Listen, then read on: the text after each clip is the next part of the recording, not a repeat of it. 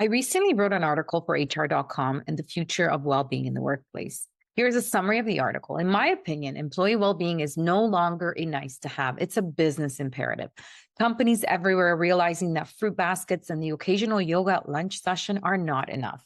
What employees really want and need are integrated, human-centered practices that restore balance, vitality, and resilience. Today, I'm going to share how organizations can move from performative programs to powerful practices that truly transform workplace culture. And stick around until the end. I'll guide you through a short breathwork reset that you can use before your next meeting. In this article, I talk about the shift in workplace well-being. After the pandemic, the conversation around employee well-being shifted, right? Like rising expectations, hybrid fatigue, and skyrocketing mental health claims force organizations to wake up. The truth is, resilience doesn't come from another mindfulness app. It comes from changing the internal state of your nervous system. And when organizations embed practices that support physiological regulation, emotional resilience, and meaningful connection, that's when well-being becomes part of the culture, not just another HR initiative.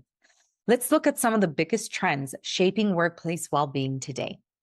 Companies like Salesforce normalize well-being with daily breaks and their Camp Be Well platform. So here's an HR tip for you. Audit your offerings. Do you go beyond crisis care? Do you include things like breathwork, sleep hygiene, or nutrition workshops? The other trend is flexible, personalized benefits. Spotify gives every employee a full well-being week on top of PTO. Here's your tip. Well-being for employees, allow them to choose between a gym, a membership, or even a breathwork retreat. Psychological safety and trauma-informed care. Leaders are cornerstone here. When they're regulated, their teams feel safe. And here's an HR tip for you. Invest in leadership coaching. That includes nervous system regulation, includes trauma-informed communication. The other trend is functional well-being and biohacking tools. Google has nap pods, Nike has quiet rooms, and micro practices are all becoming mainstream. Here's an HR tip. Start your reading with a 3-minute breathing break. Small shifts create huge ripple effects. Okay, these are great, but why do most well-being initiatives fail? Because they're not integrated into workflow. They're prescriptive, telling employees what to do instead of co-creating solutions. They're prescriptive. They are performative for compliance, not transformation. And they're only one-dimensional, focusing only on mental health, but ignoring sleep, breath, and nutrition. So if we want sustainable results, we need to shift from managing programs to cultivating practices. So where do we begin? Here are 3 simple but powerful starting points. Number 1, micro practices in the flow of work.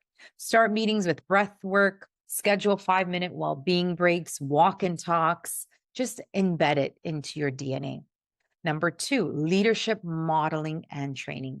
Leaders set the tone. Remember, they're the cornerstone. If we equip them with how to regulate their own nervous system and tools, and also trauma-informed language, then if they can do it on themselves, to themselves, as part of their own growth and development, then they will be more adept at doing it for their teams and so forth.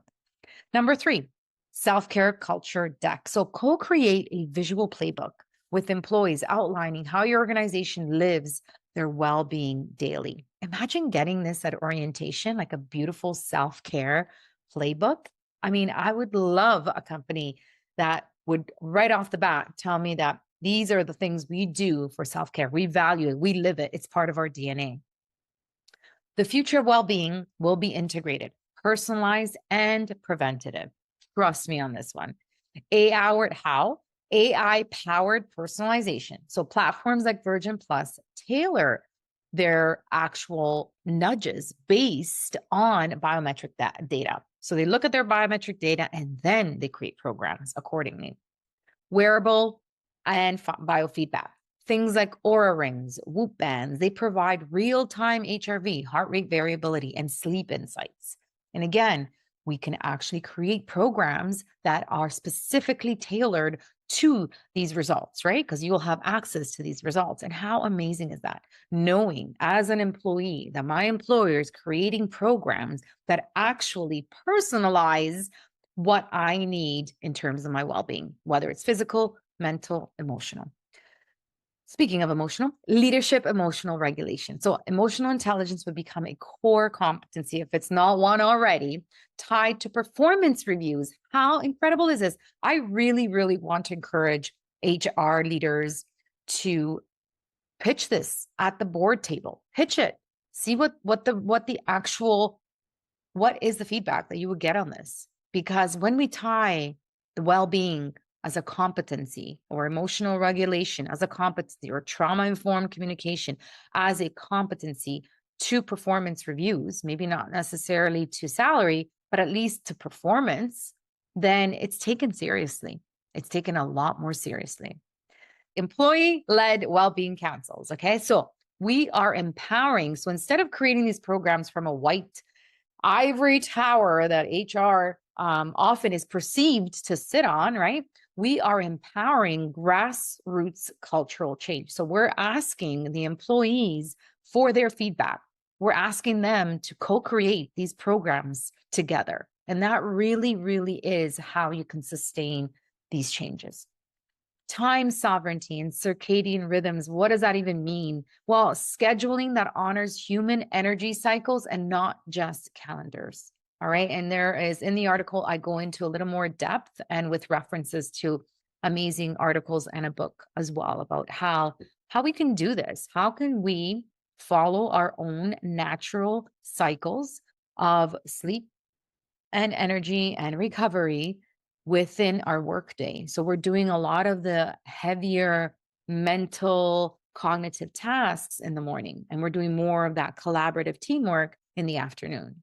So anyway, and there's more I can say about this. The HR opportunity is clear. You're not just policymakers, right? I want to say I'm an ex-HR.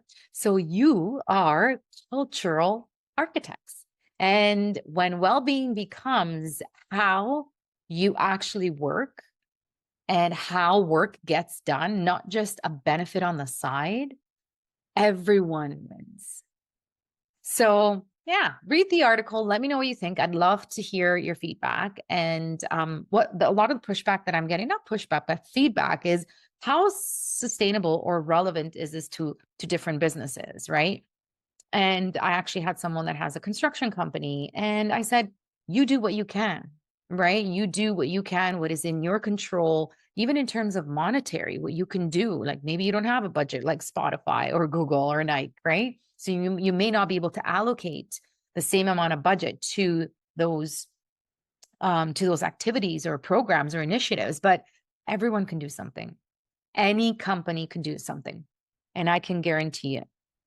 You know, in slow periods, companies like construction companies, you can actually encourage people to leave early, take time off, these beautiful things, get them a benefit package that ensures they have the ability to choose which benefits they would like to receive, right? So there are so many beautiful things you can do. You can start small and then build on that.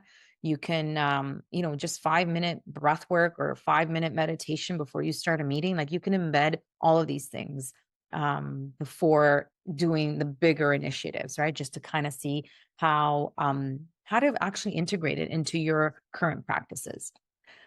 So before we close, but of course you can always reach out to me and I can definitely help you to establish that.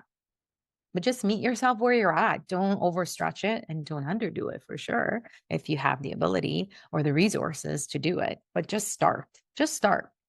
So before we close, let's embody what we've just talked about with a simple breathwork reset. You can do this anytime before a big meeting, after a stressful call, or even just to bring your nervous system back to balance. So it's a mini breathwork practice. We're going to do it for about 90 seconds. Sit tall, shoulders relaxed. Inhale through the nose for 4 counts, and then we're going to hold gently for 2 counts, and exhale through the mouth with a soft sigh for 6. So we're going to do this for 3 rounds. Ready? Inhale, 2, 3, 4, hold, 2. Exhale slowly, 3, 4, 5, 6. In, 2, 3, 4, hold, 2. Exhale, 2, 3, 4, 5, 6. One more time. In through the nose and out through the mouth with a soft sigh. Together. In, 2, 3, 4. Hold. 2.